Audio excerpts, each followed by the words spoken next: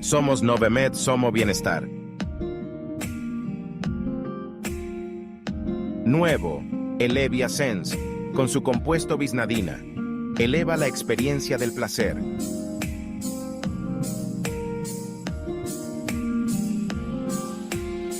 Ultrafem es máxima hidratación para toda mujer en todas sus etapas. Kelopatch Poder Regenerador para la piel. Maxilac, alimentando el vínculo del amor. Divinalt, Drospera y Planifert. Un anticonceptivo para cada paciente. Diatomb. Piernas más sanas día a día. ¿Pacientes preocupadas por la pérdida de cabello? Clopina Gel, una novedosa alternativa ya disponible en Guatemala. Novemed, salud femenina en sus manos.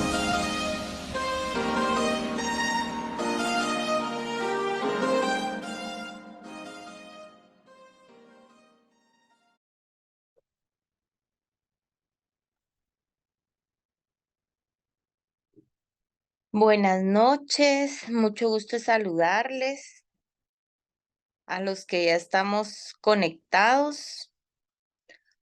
Hoy tenemos nuevamente el placer de tener a nuestra doctora de la casa, la doctora María René Gándara, con un tema tan importante que es depresión y ansiedad en la mujer.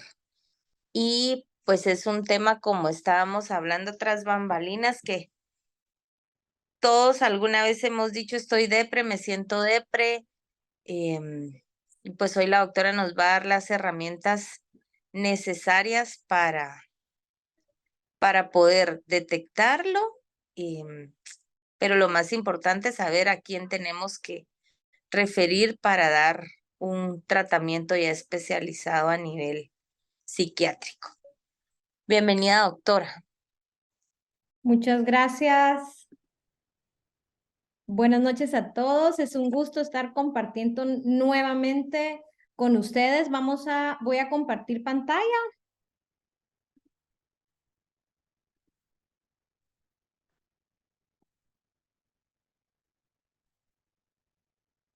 ¿Logramos ver ahí? Sí se ve. Ok. Bueno, entonces vamos a hablar de dos temas la verdad es que es un reto unir dos temas tan complejos actualmente que estamos viendo con tanta prevalencia en nuestras y nuestros pacientes. Juntarlos las dos en una misma hora es complejo, pero como ya hemos tenido alguna experiencia y ya nos hemos acercado un poco a algunos de los conceptos, va a ser un poco más sencillo. Entonces vamos a hablar de depresión y ansiedad en la mujer. Y les quisiera preguntar, ¿con cuál de los dos se sienten más cómodos?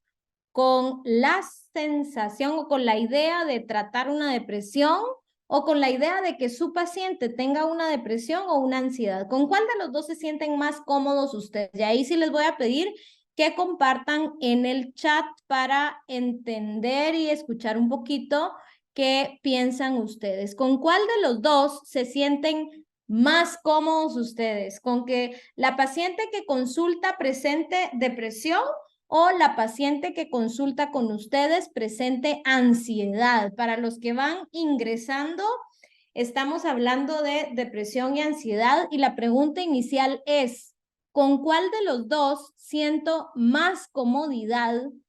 ¿Depresión o ansiedad? A ver, depresión, dice alguien.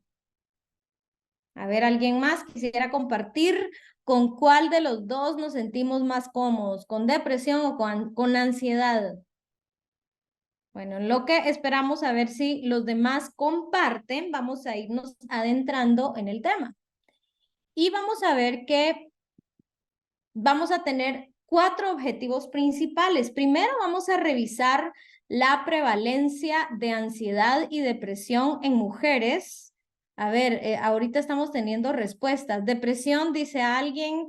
Ansiedad, dice alguien. Ninguno, dice ninguno. Pues sí, ¿verdad? Depende de cada uno, de la experiencia que tengamos, de cómo lo vemos, de nuestra propia historia con estos dos términos y de lo que nosotros hayamos vivido con esto, ¿sí? Y nos vamos a ir adentrando poco a poco en el tema. Entonces, el objetivo número 1 va a ser revisar la prevalencia que nosotros estamos teniendo de ansiedad y depresión en mujeres actualmente, entender la clínica de los trastornos de salud mental comunes en la mujer. Ya hemos visto en otras sesiones la clínica de algunos trastornos de salud mental, pero hoy vamos a enfatizar en ansiedad y depresión, ver los posibles tratamientos que tenemos nosotros disponibles al momento para nuestras pacientes y entender el abordaje integral. Y de todos, creo que este es el más importante porque el abordaje integral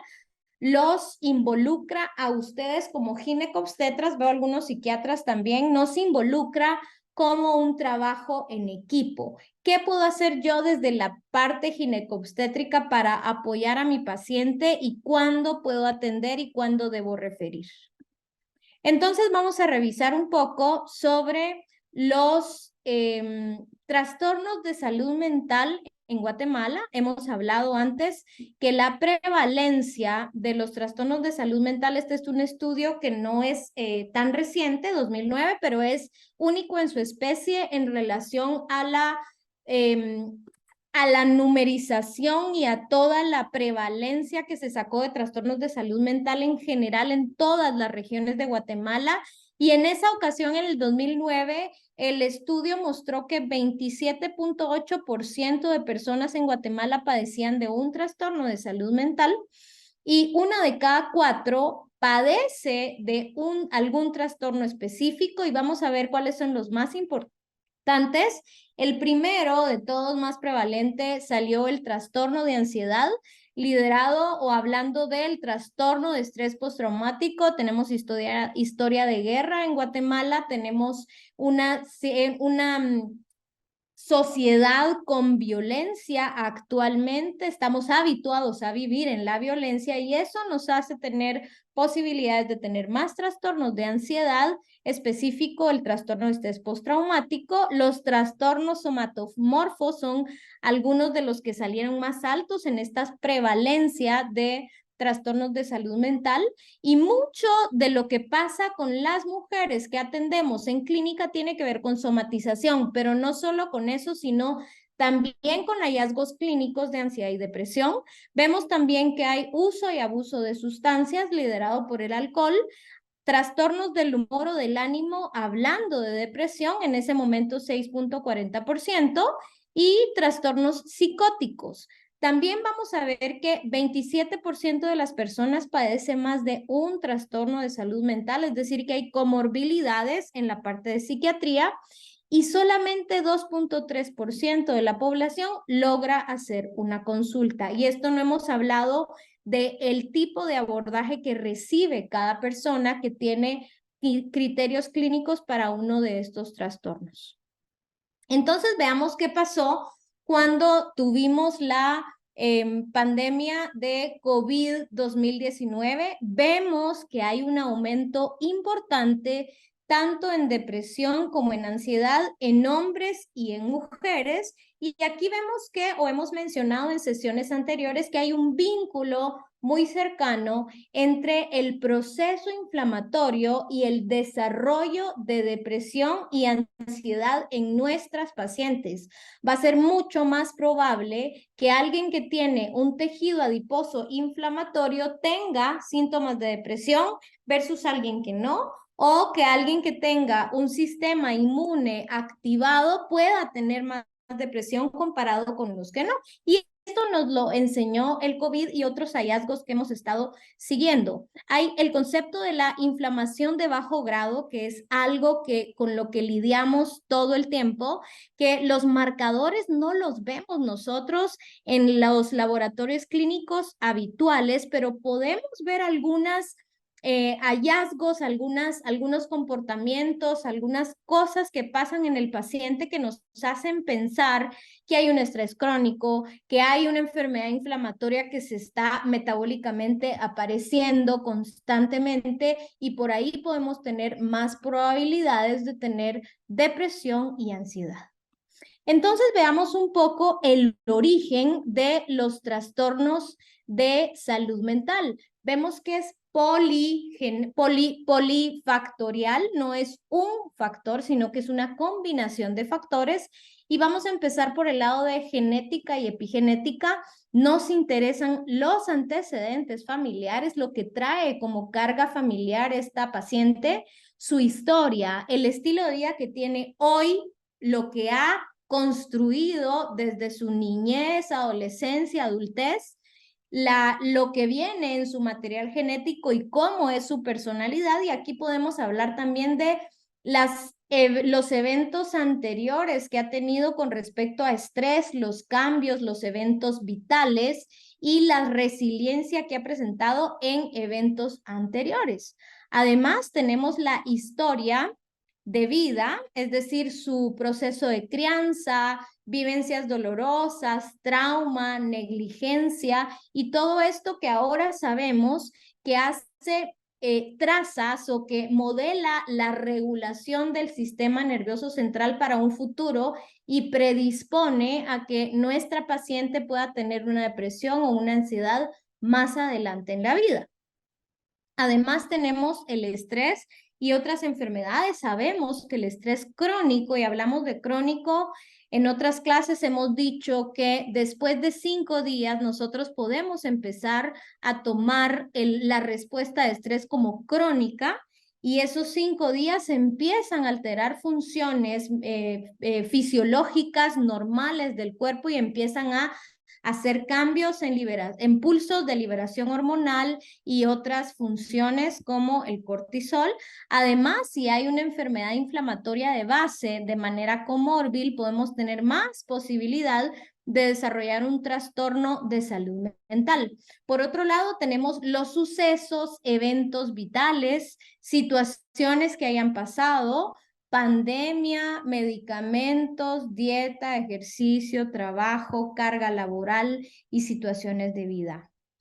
Antes hemos tenido varias situaciones infecciosas que se han presentado en el país como una carga fuerte. Actualmente tenemos dengue y hemos tenido en otros momentos Zika, y estos pasos de estos procesos infecciosos implican para la población de ginecobstetricia muchísima carga emocional y sucesos importantes, y representa también para el médico una atención mucho más específica y más fina, y por supuesto la posibilidad de desarrollar más ansiedad y síntomas de depresión.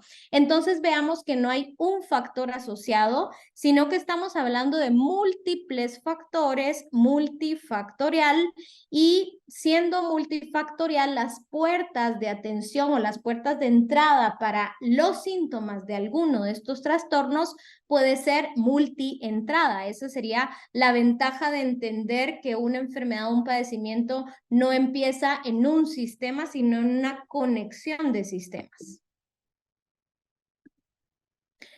Recordando un poco el sistema de estrés que activa la respuesta pelea-huida, la sensación de estrés es la sensación de estar abrumado, creer que no voy a poder, creer que no me va a alcanzar, creer que no me va a dar tiempo. Es la sensación de que mi cerebro tiene esa angustia de no poder alcanzar, resolver, terminar, pagar. Y esto activa la sensación de peligro en el cuerpo, y la sensación de peligro hace que mi cuerpo empiece a funcionar en modo sobrevivencia, activando las dos respuestas de pelea o huida. En el caso de la pelea, la respuesta sería enojarme, pelear y después regresar a la situación relajada y a la situación de sobrevivir. Y en el caso de la huida sería parar, huir, paralizarme y después regresar a la situación de relajación. Pero nosotros como seres humanos en el proceso de culturización aprendemos a no expresar emociones y a callar lo que sentimos.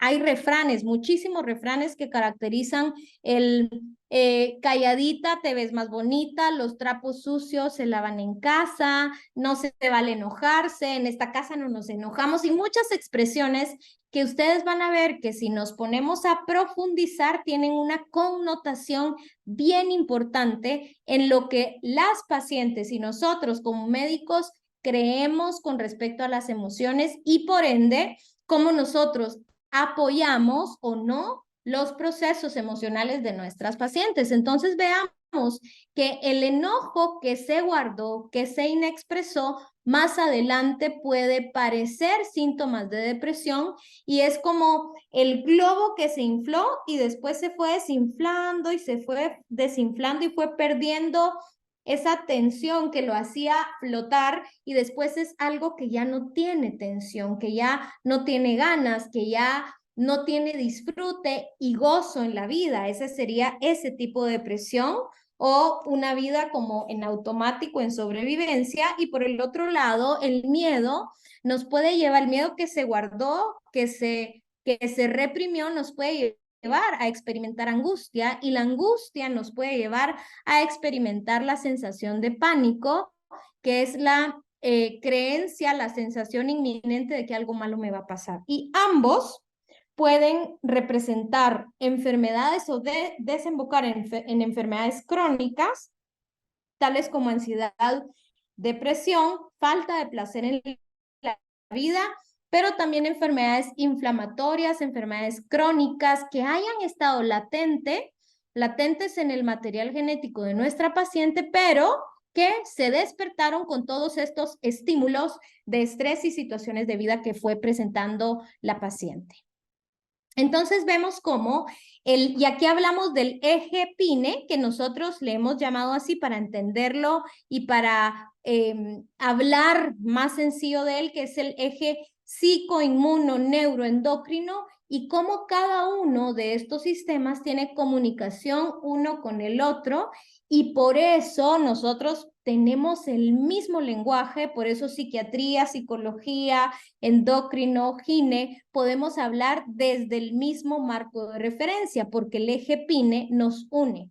Entonces veamos cómo el estrés psicológico impacta o activa el sistema nervioso central a través de neurotransmisores, neuropéptidos, neurotrofinas, a su vez el sistema endocrino a través de hormonas hipotalámicas, pituitarias y adrenales, lo que implica cambios conductuales, cambios en la respuesta cardiovascular y cambios metabólicos.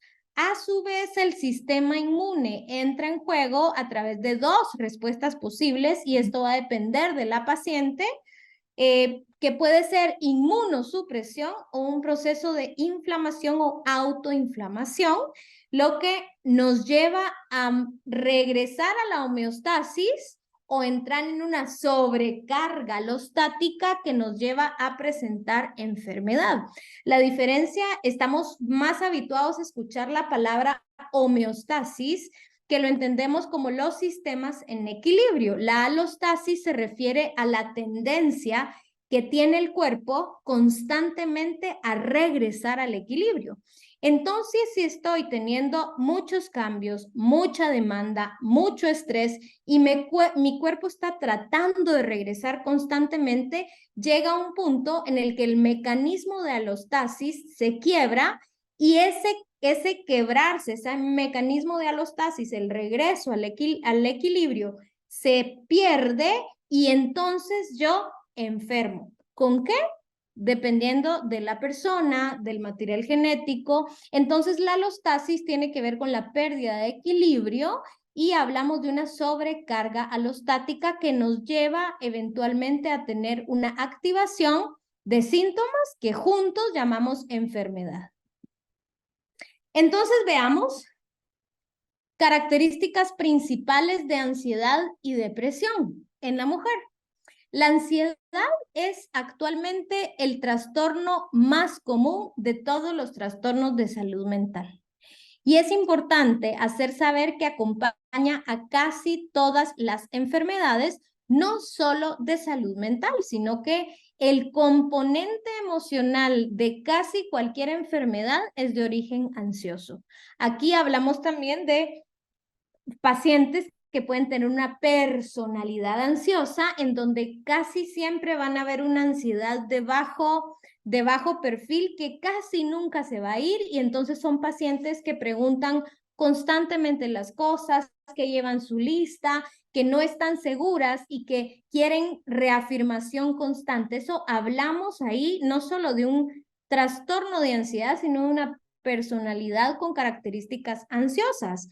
También hablamos de la ansiedad, que puede confundirse con otras enfermedades que pueden ser como enfermedad de tiroides, infarto agudo del miocardio, las disautonomías, que son patologías muy complejas de tratar y que tienen que ver con ansiedad y otros trastornos de salud mental. Por otro lado, entendemos a la depresión como el segundo más común de todos los trastornos de salud mental, y el que tiene en evidencia muchas más intervenciones comparado con el resto de trastornos de salud mental, es decir, tiene muchísimos tratamientos aprobados y puede confundirse a su vez con otras patologías, y también puede ser secundaria a cualquier enfermedad, sobre todo crónica. Hablamos de enfermedades como tiroides, enfermedades metabólicas, enfermedades reumáticas de dolor. Yo que trabajo en psicodermatología, muchas enfermedades que hacen desfiguración de piel tienen una depresión secundaria a el proceso de desfiguración. Entonces, tanto depresión como ansiedad son enfermedades que se van a diagnosticar por descarte, y cada vez están siendo más comunes, lo que hace que el diagnóstico y el tratamiento sea más común, más temprano, y de no tratarse, importante saber que suelen empeorar cualquier enfermedad de base que tenga mi paciente.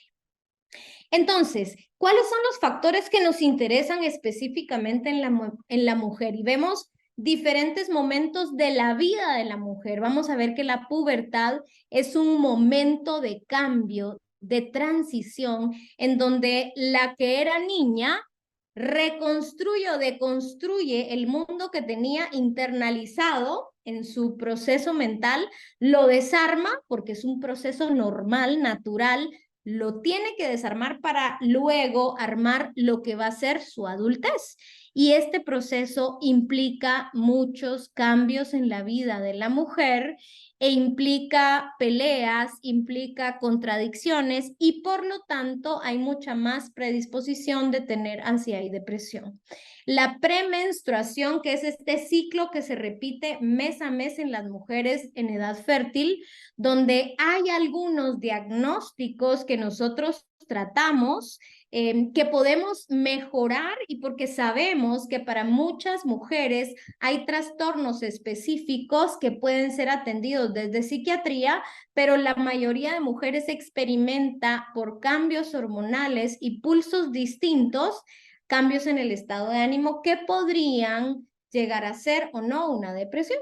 El posparto, que lo hemos hablado en otras clases, que es uno de los momentos más complejos en la vida de una mujer, porque implica de los mayores cambios que va a vivir una mujer en su vida. Y hablamos también de la perimenopausia, que es la parte compleja, es una parte compleja porque también hay muchos cambios en la vida, en el estilo de vida de la mujer. Y vean cómo entonces las mujeres tenemos diferentes momentos en la vida que nos van a poner per se en riesgo para tener un cambio profundo, y esto nos puede colaborar o contribuir para el desarrollo de trastornos de salud mental. ¿Qué estamos viendo? Hay factores internos versus factores externos. Las mujeres, comparado con los hombres, mucho de lo que pasa lo internalizamos, y mucho de la creencia que tenemos las mujeres es que lo vamos a poder cambiar y lo vamos a poder definir y lo vamos a poder arreglar, y muchas veces no pasa así. Entonces internalizamos los síntomas, las causalidades, y eso muchas veces hace que los síntomas empeoren. También hablamos de enfermedades como el síndrome disfórico que hablamos antes, la depresión posparto, la depresión y la ansiedad perimenopausia, los cambios hormonales per se que hay en diferentes ciclos y momentos de la mujer. Y vean esto tan importante que es el rol, las diferentes funciones del estrógeno. Tiene un rol antidepresivo, es modulador a nivel del sistema nervioso central, está activo en la respuesta a daño tisular, tiene una función neuroprotectora, promnésica, es decir, que ayuda a funciones de memoria, y homeostática, es decir, los cambios hormonales en nuestra paciente por disminución o cambios abruptos en los pulsos de estrógeno va a tener muchísimo que ver con lo que nosotros estamos observando clínicamente en el ánimo y en las funciones cognitivas de nuestra paciente. Entonces veamos la depresión. Es el trastorno de salud mental más consultado en atención primaria, y aquí hay una carga de preocupación por el profesional porque es el trastorno de salud mental que genera más temor por el criterio diagnóstico de ideas suicidas. Entonces, tener a una paciente que levanta la mano o dice tengo ideas de muerte implica una carga emocional y una preocupación por parte del profesional, y también le invita a trabajar en equipo con los médicos de atención como psiquiatría o psicología, que son profesionales que están a la par de los pacientes. Además, está asociada la depresión a factores internos y externos, lo que habíamos hablado, y se vincula con procesos inflamatorios y metabólicos. Veamos que 40% es subestimado, digamos que el diagnóstico se da en 40%, 50% recibe cualquier tratamiento y 30% recibe el tratamiento adecuado. Cuando hablamos del tratamiento adecuado, aquí nos metemos a muchas cosas, porque puede ser que según protocolos el tratamiento adecuado sea la medicación, pero actualmente nosotros sabemos que lo que mejor funciona es una combinación de factores, tal como empezó la depresión. Una combinación de factores y estrategias va a ser un mejor resultado que uno solo de los tratamientos. Entonces veamos los síntomas del trastorno depresivo mayor. Vamos a ver qué criterios mayores los tenemos arriba. Vamos a tener tristeza, esta sensación de tristeza, abatimiento, y la anedonia, que es esa pérdida de gusto, pérdida de placer o disfrute. Hay pacientes que no registran la tristeza como algo aceptable culturalmente o familiarmente, pero sí llegan diciendo ya no tengo ganas de hacer aquello que me gusta, ya no me dan ganas de ver tele, no disfruto las series, ya no quiero tejer, no me dan ganas de bailar, y esos son signos de alarma para poner atención y preguntarnos qué pasa con esta paciente. Vemos también que hay síntomas de tristeza, expresión de vacío, desesperanza y llanto fácil. Puede haber pérdida o ganancia de peso, disminución o aumento del apetito, insomnio o hipersomnia. Puede haber inquietud o enlentecimiento, y muchas veces hay fatiga, pesadez en el cuerpo y dolor. Puede haber sentimientos de inutilidad excesiva, culpa, sensación de remordimiento, pensamientos recurrentes de que lo hice mal o por qué lo hice. Suele haber falta de concentración, dificultad para la toma de decisiones, ideas de muerte, ideas suicidas o planes suicidas. Y todos estos síntomas representan un deterioro importante en el área laboral, social, familiar, académico y podemos extender a todas las áreas de la vida. Y hablamos de más de 2 semanas para nosotros hablar de criterios de depresión y no es secundario alguna sustancia y no se explica mejor por otra enfermedad. Si hubiera una enfermedad de base que estuviera acompañando, podría ser secundaria, pero igual, si tenemos los síntomas, estamos hablando de un trastorno depresivo mayor. Y aquí tenemos un ojo que nos llama la atención y que menciona síntomas atípicos. ¿Por qué? Porque los síntomas atípicos de la depresión, en cuanto a lo atípico, hablamos de puede haber tristeza, pero la tristeza se puede acompañar de irritabilidad o de cierta agitación o de insomnio o cambio de sueño o no sueño, mucho sueño, puede haber aumento del apetito o pueden haber variabilidades en el ánimo. ¿Por qué es importante hablarlos?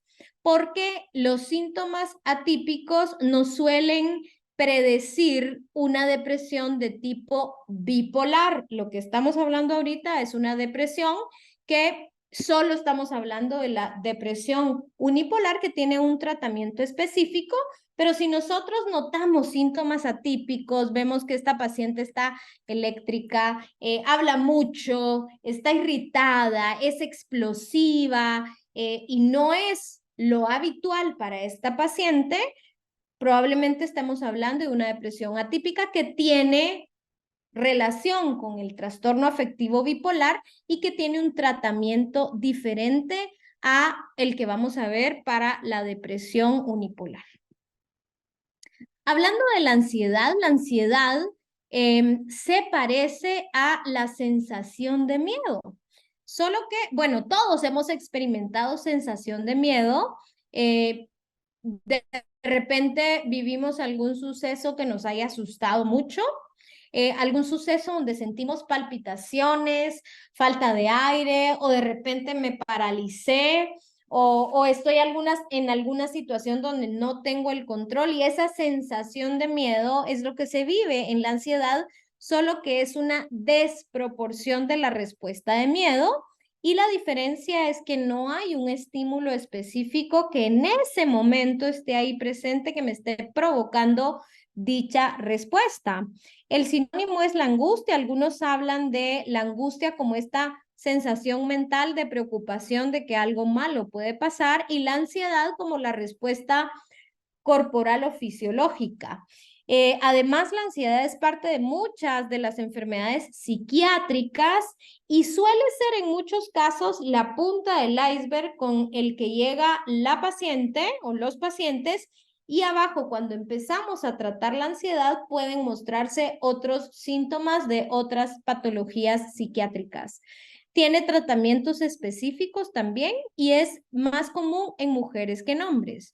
Del 10 al 20% de la población general ha aumentado la prevalencia luego del COVID-19 por muchos factores que representó el COVID en las poblaciones en general, como el haber estado en confinamiento, los procesos de inflamación, la dificultad social y todo lo que representó, hubo un aumento en los síntomas de ansiedad y en los trastornos como tal.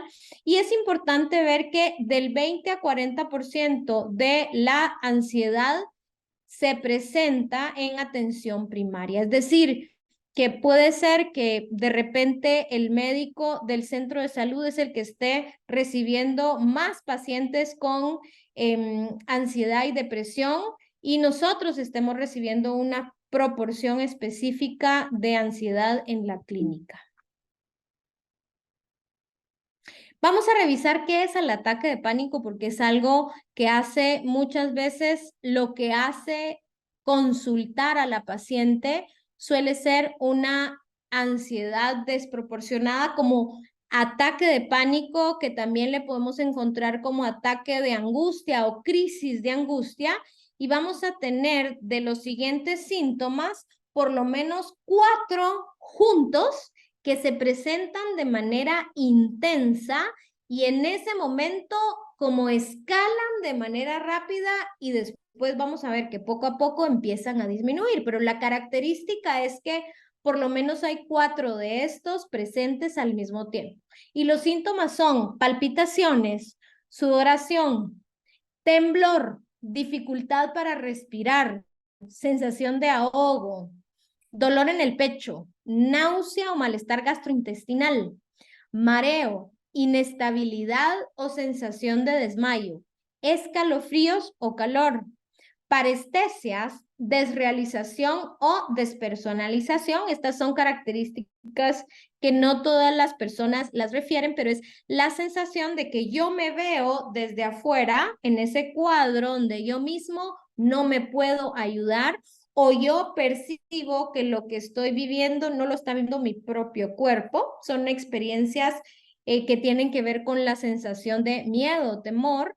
Luego, miedo a perder el control o a volverse loco o loca y miedo a morir. De tal manera que para nosotros decir que estamos presentando síntomas de ataque de pánico, cumplimos 4 de estos para decir de manera intensa, para decir esto es un ataque de pánico. Y digamos que la duración del ataque de pánico suele ser no más de 10 minutos, pero la disminución de la sensación de angustia es variable dependiendo de la persona, la experiencia.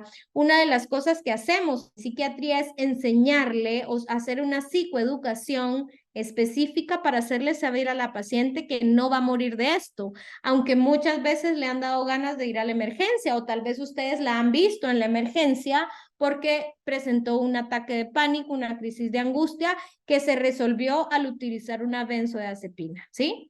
Entonces vamos a ver que esto es una de las cosas que más disfunciona a las pacientes con respecto a la ansiedad. En cuanto a la severidad de los síntomas de los trastornos de salud mental, vamos a tener los que son leves, hay pocos síntomas, es manejable y hay poco deterioro. El moderado hay más síntomas, más intensidad y vamos a ver un deterioro funcional más importante. Y el grave hay muchos más síntomas, no es manejable y muchas veces va a necesitar un proceso de atención mucho más importante y suele tener deterioro funcional severo. Y aquí vamos a ver que entre lo moderado y lo grave vamos a tener la disfuncionalidad, es decir, qué tanto la afección que está teniendo esta paciente se sale de control y empieza a afectar todas las áreas de su vida, laboral, personal, familiar, espiritual, aprendizaje. También otra de las características es la presencia de ideación o planes suicidas en el trastorno depresivo mayor. Otra comorbilidad psiquiátrica puede hacer que nos haga tener más gravedad de síntomas y comorbilidades médicas que puedan poner en riesgo a la paciente. El diagnóstico vamos a ver que es clínico. Nos podemos ayudar de escalas clinimétricas y estudios de laboratorio para descartar procesos médicos que puedan estar asociados o que puedan estar generando síntomas que puedan estar parecidos a la depresión. Entonces vamos a hablar del abordaje integral del paciente cuando tenemos trastornos de salud mental. Y vamos a ver que hay cosas que vamos a poder hacer nosotros desde la práctica clínica en ginecobstetricia y hay otros que van a tener que hacer los profesionales que se dedican a esto. Lo primero que vamos nosotros a sugerir son modificaciones en el estilo de vida. Esto hablamos de actividad física, cambios en la alimentación, cambios en el ritmo de sueño, porque muchas veces tiene que ver con cómo nosotros dejamos de dormir o no dormimos bien o cambiamos el horario. Además, en la nivel B hablamos de técnicas para manejo emocional. Aquí hablamos de técnicas de respiración, de técnicas de imaginación, meditación y varias, diario de emociones y varias otras posibilidades que nos ayudan a que ayudan al paciente, a la paciente a expresar lo que siente, le validan y esto mejora los síntomas. Luego tenemos la psicoterapia, que esta sí es indicada en depresión y ansiedad. Para mí sería algo no negociable, pero necesitamos a un profesional que esté entrenado en psicoterapia para poder dar el tratamiento idóneo. Tenemos tratamientos complementarios en donde hablamos de vitaminas, hablamos de suplementos que pueden ayudarnos también al abordaje de la depresión y la ansiedad. Intervenciones psicofarmacológicas específicas, que ahí hablamos de psicofármacos, y tenemos todavía un nivel F, en donde hablamos de psiquiatría de intervención, y aquí vamos a hablar un poquito más adelante de terapia electroconvulsiva, terapia electromagnética e intervenciones con ketamina intravenosa o por vía intranasal, que son los nuevos tratamientos que estamos teniendo en psiquiatría de intervención. Entonces veamos cómo hay ciertas cosas que nosotros podemos hacer en la atención de ginecobstetricia que empiezan a mejorar los síntomas tanto de ansiedad como de depresión y que puedo hacerlo desde que empieza la paciente a manifestar hasta que cierra procesos. En el caso de nosotros como psiquiatras, el paciente cierra procesos, pero muchas veces con ustedes el proceso no se cierra porque suelen seguir al paciente desde que empezó las evaluaciones con ginecobstetricia hasta que terminó el proceso en la menopausia y de hecho son, creo yo, ustedes y los pediatras, los médicos que se vuelven médicos de cabecera y les consultan por casi cualquier cosa. Entonces es personal altamente confiable para la paciente. Por eso el que ustedes digan hay que hacer ejercicio, tenés que mejorar el sueño, la alimentación, estás comiendo con mucha inflamación, eso pesa para el paciente y le invita a tomar decisiones para estar mejor. Entonces es algo que hay que tomar en cuenta. Y vamos a ver también que importante para el trastorno de salud mental, saber que son trastornos por descarte, que antes necesitamos saber si hay enfermedades de base que estén provocando síntomas que se parecen a ansiedad o depresión, que pueden haber cambios y alteraciones en ciertos marcadores, ¿verdad? Algunas depresiones suelen tener un proceso inflamatorio y, por ejemplo, la PCR puede ser un marcador para decir es una enfermedad, un trastorno depresivo mayor asociado a algo inflamatorio.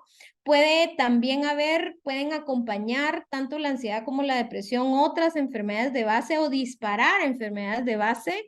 Si no se trata la patología de base, también puede seguir manifestándose la ansiedad o la depresión. Y veamos algunos medicamentos que podrían simular síntomas de ansiedad y depresión: los beta bloqueadores, los broncodilatadores, los antihistamínicos, los esteroides, los inmunomoduladores, los medicamentos que se usan en endocrino y sistema metabólico. Es decir, casi todo lo que usamos podría impactar las vías por las que se manifiesta también la ansiedad y la depresión.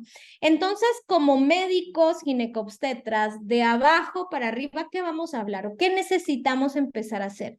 Primero, descartar que no haya una enfermedad médica de base, revisar medicamentos y ver efectos adversos que puedan estar asociados a esto que está presentando mi paciente, revisar micronutrientes, inflamación, niveles de vitaminas, hablar del trastorno de salud mental. Existe el mito que si yo hablo de la idea de muerte o de la depresión, entonces al paciente le va a dar más depresión y eso va a empeorar.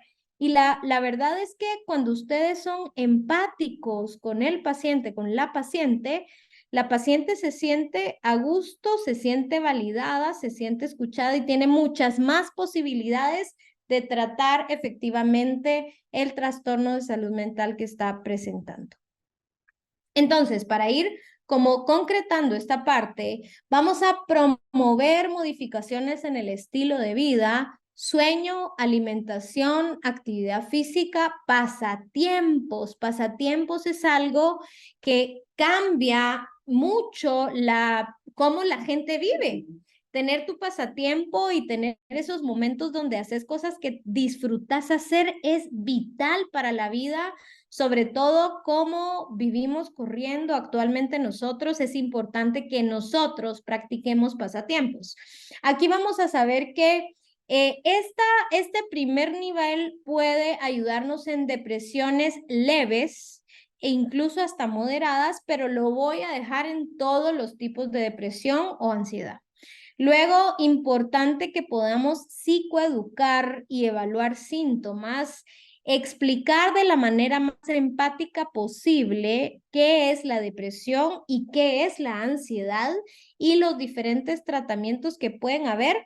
Si bien no soy yo el que va a medicar, si yo soy el ginecobstetra, pero sé que hay tratamientos y sé que otras personas han tenido buen resultado, y eso cuando yo se lo transmito a mi paciente me cree porque me conoce y me tiene confianza. Y vamos a ver que hay escalas clinimétricas que les vamos a compartir para que ustedes puedan agregarlas, pasarlas, compartirlas con las pacientes. Y la referencia que aquí estamos hablando de depresiones moderadas a severas, donde muy probablemente voy a referir a psicología o a psiquiatría, y esto me va a llevar a hacer un trabajo en equipo. Importante que la referencia vaya hacia alguien que yo conozco o que yo tengo comunicación con, porque es mucho más fuerte cuando yo refiero a alguien que ya tiene comunicación conmigo y yo le digo a la paciente, mira, te voy a referir con una amiga, con una colega que hemos trabajado otros casos y nos ha ido bien, a que le diga, te voy a dar el nombre de alguien y a ella más. Es muy diferente la percepción que tiene la paciente de alguien que yo estoy habituado a trabajar o alguien que no conozco, ¿sí? Y esto me implica hacer un trabajo en equipo. Además, el rol del psiquiatra muchas veces cuando estamos atendiendo en ginecobstetricia, sobre todo en embarazos de alto riesgo, es también apoyar al equipo de médicos o al equipo de atención que está atendiendo a la paciente y a la familia, porque suele haber estrés, suele haber angustia, suelen haber cambios todos los días y eso implica para el equipo de trabajo un estrés más fuerte que sale de control muchas veces, y parte del trabajo de nosotros como psiquiatras o psicólogos es apoyarles a ustedes también. Aquí les comparto dos cuestionarios que son sencillos de llenar y que pueden hacer la diferencia cuando hablamos de ansiedad y depresión. Tenemos el inventario de Beck para ansiedad, que si se dan cuenta son 21 ítems que la paciente va a llenar y va a marcar con una X y tiene una numeración específica. Y por el otro lado tenemos el cuestionario sobre salud PHQ-9, que son solo 9 preguntas también, que va en cuanto a intensidad de síntomas, y esto nos va a ayudar como para hacer saber que lo que está sintiendo la paciente no es algo que se está inventando, no es algo que no tiene valor, es más, tiene mucho valor, y porque tiene valor a mí como su médico me interesa y por eso le voy a hacer la referencia. La pregunta sería, ¿habrá posibilidad de que en mi práctica clínica yo pueda integrar alguno de estos dos cuestionarios para poder filtrar y tamizar algunos casos que puedan necesitar esta atención desde psiquiatría, ¿verdad? ¿Y cómo lo podría hacer? Esos serían los cuestionantes que yo les quiero dejar para ustedes, para que lo piensen y para que vean cómo sería si esto lo pueden integrar. Hablando de los abordajes, ¿cuáles son los factores que nosotros tomamos en cuenta cuando hablamos de una posible atención para depresión o ansiedad? Si nosotros hablamos de un trastorno que va a requerir una atención por consulta externa o ambulatoria o una hospitalización, y es que es complejo hacer una hospitalización psiquiátrica en Guatemala porque no tenemos muchos lugares donde lo podamos hacer y hay que tomar en cuenta muchos factores. Vamos a tomar en cuenta si hay enfermedades de base como obesidad, malnutrición, enfermedades inflamatorias, enfermedades de dolor, si hay fármacos como esteroides o inmunomoduladores, nos va a interesar toda esta parte. No puedo ingresar a una paciente con una enfermedad psiquiátrica grave teniendo una descompensación médica. Antes voy a hacer la compensación médica y después voy a referir al hospital psiquiátrico, tomar en cuenta si hay suicidio, ideas suicidas, planes suicidas, la edad de la paciente, si hay síntomas catatónicos, suele haber una depresión severa donde se pierde movimiento, donde hay una rigidez, donde dejan de hablar y empiezan a tener movimientos robotizados. Eso podríamos hablar de una depresión catatónica que suele ser severa. ¿Cómo es la historia y la respuesta a tratamientos previos? Si hay apoyo o soporte social, el costo que va a implicar y la posibilidad que tenga la familia de atender o hacer un ingreso hospitalario, si hay condiciones médicas como en comorbilidad, cómo es el estilo de vida de la paciente, si come, si duerme bien, si se mueve. Y vamos a ver que empezamos desde psicoeducación, que eso lo podemos hacer en la clínica. Aquí en psicoeducación podemos meter cambios en el estilo de vida, revisar temas de vitaminas, suplementos, psicoterapia sí va específico con una referencia, farmacoterapia muchas veces va con referencia o algunas veces lo hacen los ginecobstetras en la clínica. Y tenemos psiquiatría e intervención, que esto sí es un equipo específico que ya tiene experiencia con ketamina, terapia electroconvulsiva, esketamina o terapia electromagnética. Entonces veamos un poquito con respecto a preparados fitoterapéuticos y la famosa hierba de San Juan, que tiene cierta evidencia para depresión de leve a moderada. La sugerencia es que sea supervisada y que pregunten absolutamente todo lo que está tomando la paciente, porque muchas veces lo natural no lo toman como si fuera un fármaco. Y la hierba de San Juan, el mecanismo de acción se parece a los inhibidores selectivos de la recaptación de serotonina y entonces hacemos doble efecto y podemos tener un síndrome serotoninérgico o una complicación con estas dos formulaciones. Luego, suplementos, tenemos evidencia de omega 3 a dosis de 1 gramo diario en depresiones de leve a moderadas en combinación con otras intervenciones. Vitamina D, también hemos visto que la deficiencia de vitamina D cuando no se suplementa perpetúa síntomas de depresión y algunas veces los pacientes mejoran con la suplementación de vitamina D. También tenemos el 5-HTP, que es un precursor de monoaminas que también tiene cabida o tiene evidencia en depresión o ansiedad leve. Y vemos aquí diferentes propuestas de medicamentos que pueden ser con diferentes mecanismos de acción, que yo les encierro los que tenemos nosotros disponibles en Guatemala y vean el nivel de evidencia, primera línea, segunda línea, tercera línea, y vean en el primer nivel cuántos medicamentos hay. Es decir, que hay muchísimas posibilidades con respuestas muy parecidas en diferentes personas, pacientes. Tenemos el citalopram, el escitalopram, la fluoxetina, la mirtazapina, sertralina, venlafaxina. De segunda línea usamos muchas veces la quetiapina para hacer como un efecto aumentador del efecto del antidepresivo principal, o trazodona cuando tenemos dificultades en sueño. Y vean todas las posibilidades que tenemos en primer nivel y decimos, bueno, ¿qué escogemos? ¿Cómo escogemos? Lo que generalmente se usa de entrada son los ISRS, escitalopram, fluoxetina, sertralina, y vamos caracterizando a la paciente con la historia, con los recursos, con los antecedentes, para ver cuál es el medicamento que mejor funciona para ella.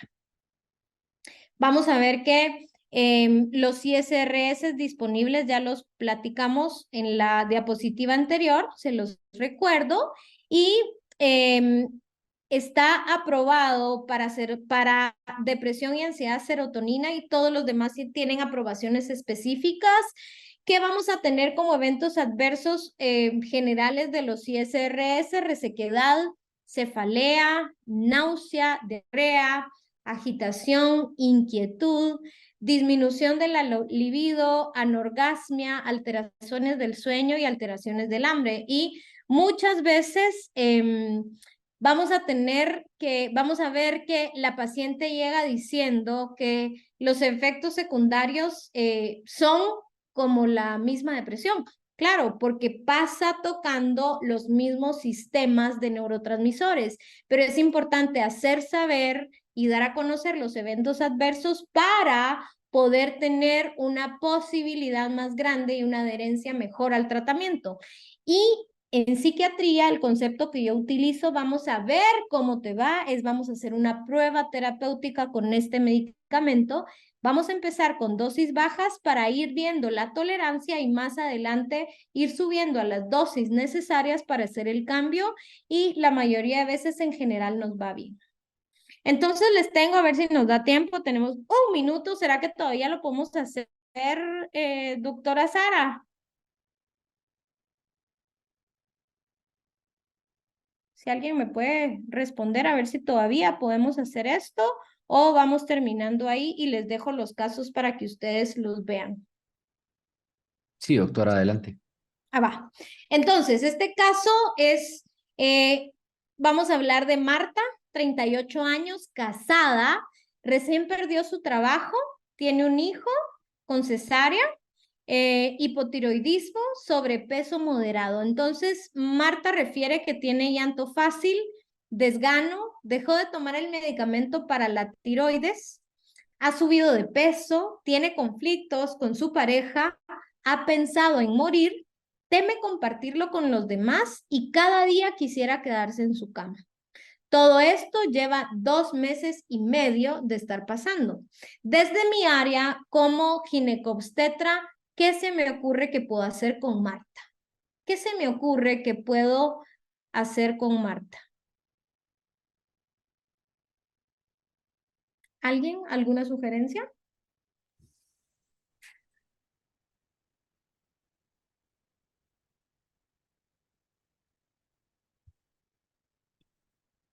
Con todo lo que hemos oído, lo que hemos escuchado, ¿qué puedo hacer con Marta después de escuchar esta sensación, estos síntomas que está presentando?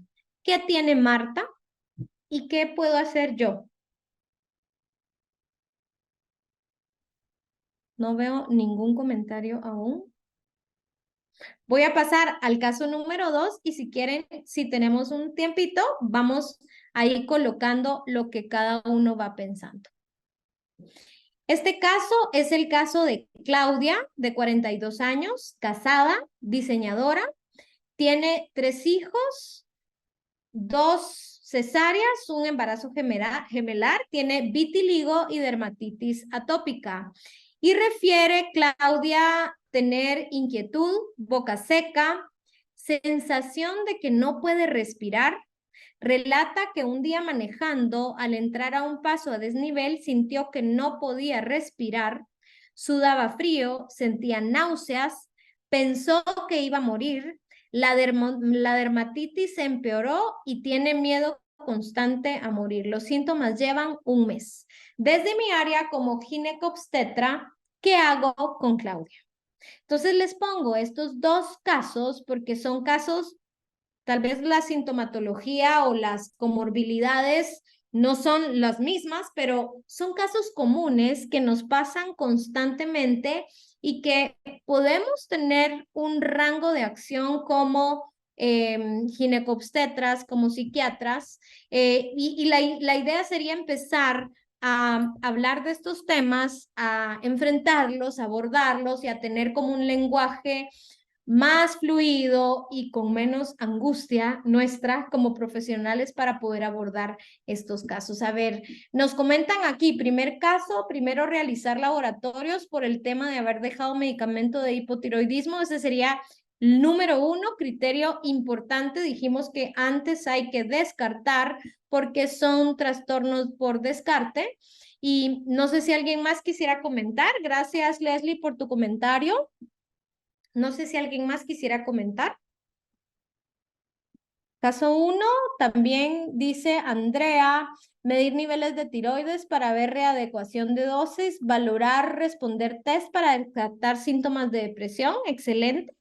En ambos casos es importante validar primero la sintomatología, es decir, validar significa que la paciente sepa que nosotros como médicos nos estamos dando cuenta que esto la está haciendo sufrir o disfuncionar y que al recibir esta empatía o esta validación, ella puede ir a buscar algo, ella puede ir a tratarse y atender los síntomas. A ver, caso número 2, psicoterapia por vitiligo y dermatitis y síntomas de ataque de pánico, niveles de vitamina D. Ahí sería, en ambos casos hay que sacar laboratorios, si no tengo recientes. En ambos casos sacamos niveles de vitamina D porque sabemos que puede estar asociado. Ambos casos pasamos una clinimetría. Ambos casos podemos hacer intervenciones en el estilo de vida y podemos hacer referencia para hacer proceso de psicoterapia. Va a quedar a cargo del psiquiatra o el médico a quien yo refiera si va a haber un abordaje psicofarmacológico. Y aquí es importante saber que no todas las ideas suicidas son específicas para tratar con fármacos. Muchísimas veces tenemos que hacer un abordaje muy integral de validación, de aclaración y de toma de decisiones. A ver, también nos comentan aquí en cuanto al primer caso, en el momento que capto pacientes con ciertos indicios, pido interconsulta, psicología para apoyo en conjunto, siempre apoyando y ayudando a reconocer sentimientos y validarlos. Excelente. Bueno, creo que con esto vamos a ir concluyendo, ya tenemos ciertas ideas. Esto es como un inicio de un camino que ustedes pueden empezar a hacer en cuanto a la salud mental, incluir las emociones y la salud mental en su práctica clínica siempre va a ser una diferencia para sus pacientes. Y aquí les voy a incluir algunos datos, libros de interés que les pueden ayudar para que ustedes los propongan. Parte de la psicoeducación es la lectura y tener maneras de validar los síntomas es leer también. Les dejo algunos libros y algunas aplicaciones que me han ayudado con varias y varios pacientes en cuanto a la validación y la relajación y el activar el sistema de relajación, que es la contraparte de este sistema de estrés que está desajustado tanto en ansiedad como en depresión. Así que vamos a ir concluyendo con esto. Para mí ha sido un gusto estar con ustedes el día de hoy. Quisiera saber si hay alguna duda, comentario que podamos resolver o vamos finalizando. Vamos a ver si Pues yo tenemos... creo que no hay ninguna otra duda. Ya no escribieron pues nada en el chat. Ah, ok. Como siempre, excelentes sus conferencias, doctora Gándara. A mí me encanta escucharla, siempre aprendo mucho de todo lo que usted nos puede dar.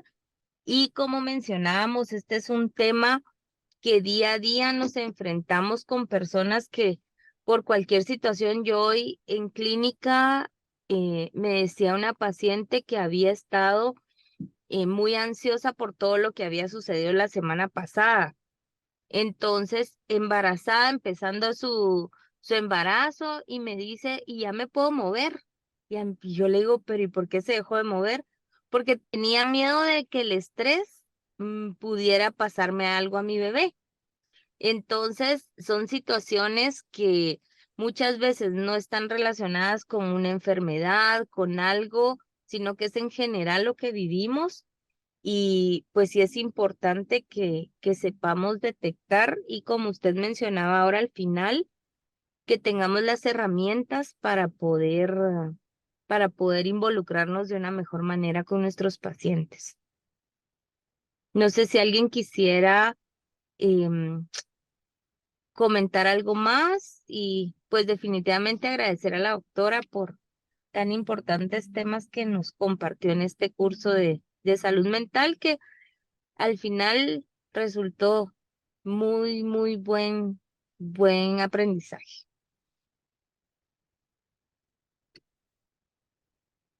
Bueno, si no tenemos más Oh, comentarios, para mí ha sido un gusto estar con ustedes y van a recibir los recursos que pues se han tocado en todo el diplomado, el curso de salud mental en la mujer para que ustedes los tengan disponibles y los puedan usar. Así que muchas gracias por la atención y buenas noches.